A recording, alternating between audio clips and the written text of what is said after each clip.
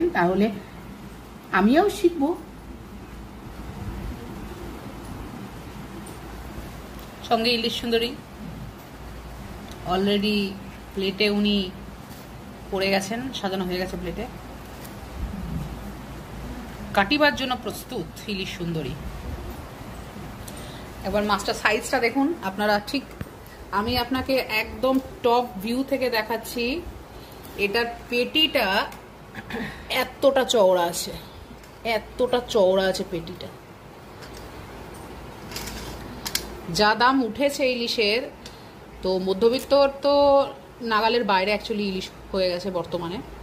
এই ইলিশটা আমরা বাজার থেকে কিনেছি, যেটা আপনার 1200 টাকা কস্টিং পড়েছে।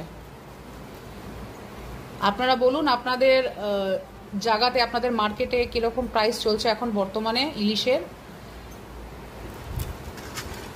সবসময় ইলিশ যখন আপনারা কিনবেন, ইলিশের পেটিটাই দেখবেন। অনেকেই আছে হয়তো জানেন, অনেকে আছে জানেন না।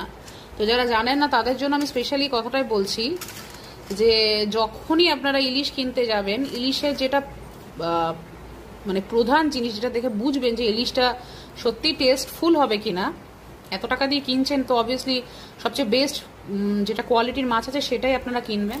কী করে বুঝবেন? ইলিশের যে পেটিটা দেখবেন কতটা চওড়া আছে, পেটের পোর্শনে হাত দিয়ে দেখবেন যে এই জায়গাটা আপনার নরম আছে কিনা। যদি শক্ত থাকে তাহলে সেই ইলিশটা মোটমাট টাটকা। আর চেষ্টা করবেন দেখার মুখটা যেন সেই ইলিশটা ছুসলো হয়। দেখুন আমাদের ফাইনালি ইলিশটাকে কাটা হচ্ছে। মাথাটায় মাছ রেখো না, আমি কেটে দেবো। আচ্ছা, আপনাদের জন্য একটা টাস্ক আছে বন্ধুগণ। আপনারা বলুন যে আপনারা ইলিশটা করকমভাবে রান্না করে খান। সাধারণত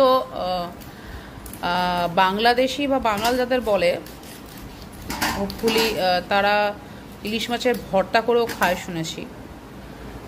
আপনারা কেউ ইলিশ মাছের ভর্তা ট্রাই করেছেন? আর এই স্পেশালি মুড়োটা কিসে কিসে দিয়ে আপনারা খান? কচুরলতিতে পড়ে, তারপরে কচুর শাক অনেক কিছুতেই থাকে, অনেক কিছুতেই দেয় লোকেরা।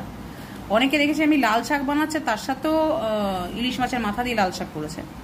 আপনারা ইলিশ মাছের মাথা দিয়ে কি কি রেসিপি বানান একটু জানাবেন কমেন্ট সেকশনে। আমি আশায় রইলাম।